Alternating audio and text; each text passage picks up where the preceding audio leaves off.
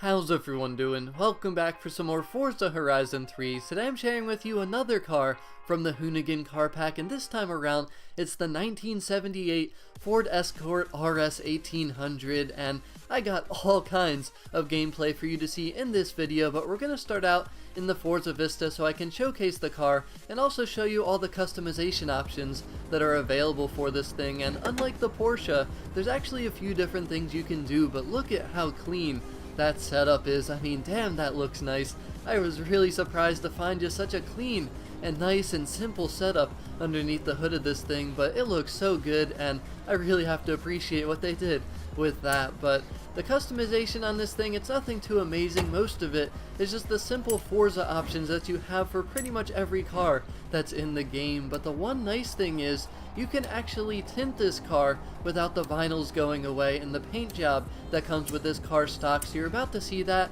and I was very happy to find that out because for the Porsche that was not the case. If you changed anything, all the stock vinyls would just disappear, so that kinda sucked and I was not happy about that. But if you do paint the car, everything goes away. But this thing looks pretty good in just straight black, I have to say. But I do like this stock design that they have on this thing. The white wheels with the black paint, I think it looks really good, and this car in all black even looks good. But I have to say, I really like the stock design, and I'm not even going to put tints on because I think it looks perfectly fine without them. But I do like this car in general, just this Escort in general.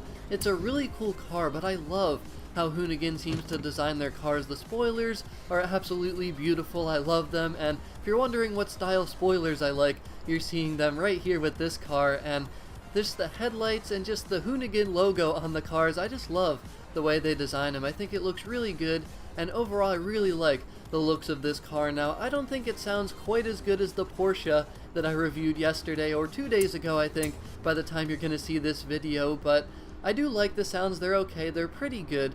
But let's talk about the performance of this car. I think that's the thing that most people are going to be the most curious about. So racing is definitely not its strength, and I don't think this thing is for racing whatsoever, but you are going to see a racing gameplay later on here, like I said. But considering that I'm not someone who drifts too often, and some people have complimented me on my drifting, which I really appreciate because honestly, I don't put all that much time into it. I kind of understand how to do it, and I can pull off some pretty nice drifts here and there, so I really appreciated people complimenting my drifting because I've actually been having fun drifting lately. It's just something different, something I never really do, and it's been fun, so it's been pretty cool. And now that I have these cars to mess around with, I have more opportunities to just kind of practice and mess around drifting. So you're going to see plenty of drift zones and also just free roam drifting in just a few here. You're going to see most of that before the racing gameplay because that is what this car is mainly for. But I just had to share the race that I did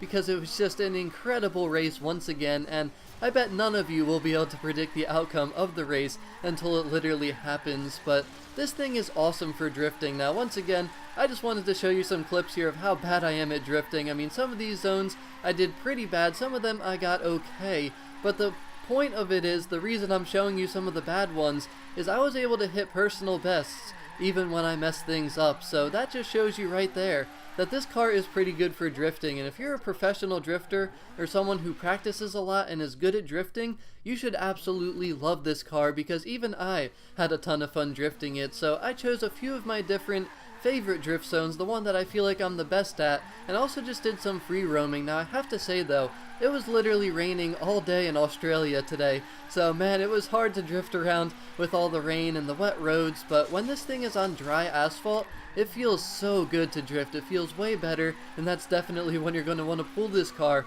out of the garage. But I do have to say, I mean, this thing wasn't necessarily easy to drift. It does take a little bit of practice because the car is so light. I mean, it weighs less than 2,000 pounds. I mean, that is super light, and it doesn't make a ton of horsepower or torque, but it makes a pretty decent amount for the weight of the car, and it's rear-wheel drive obviously, so if you just catch the side of the road, like the edge of the road in the grass just a little bit, and especially when it's raining, I mean, that can really throw you off. And once you turn too far, I mean, you're going to spin out. You need to have pretty much perfect control or you're really just not going to have a good time drifting this thing. So it does take practice, and I got it pretty good, but I'm sure there's people that'll be able to drift this thing way better than I did here. So I mean, it's a lot of fun, but it definitely is a little bit challenging. But let's talk about the performance in terms of trying to race it a little bit, because you will be seeing that racing gameplay here shortly. And the first thing is the launch. I mean, the launch is not good at all. The car is so light, it makes a pretty good amount of power, and you just get a lot of wheel spin. First and second gear are pretty short, so the launch just does not feel good at all. The grip isn't good, and the grip going around turns is not good at all. The car handles well, it turns fine because it's so light, I think, but it just doesn't have that great a grip. You really have to have good throttle control, even more so than when you're drifting it. But the one good thing is the car is so light, so the braking is absolutely crazy good for this thing. I mean, it weighs less than 2,000 pounds, like I said, so the braking is fantastic, whether you need to slow down a little bit when you're drifting or when you're trying to make turns racing. So this car is raceable, but the thing is, you have to have really good throttle control to even have a shot at being competitive with this car. And for whatever reason, it's listed as an extreme track toy. I have no idea where they came up with that from, because this is not an extreme track toy at all, not even close. Whether you think about it by looks or performance, not even close to being an extreme track toy. So we're near the very bottom of the S1 class, and with the rear wheel drive, the bad grip, and the bad grip going around turns, I mean,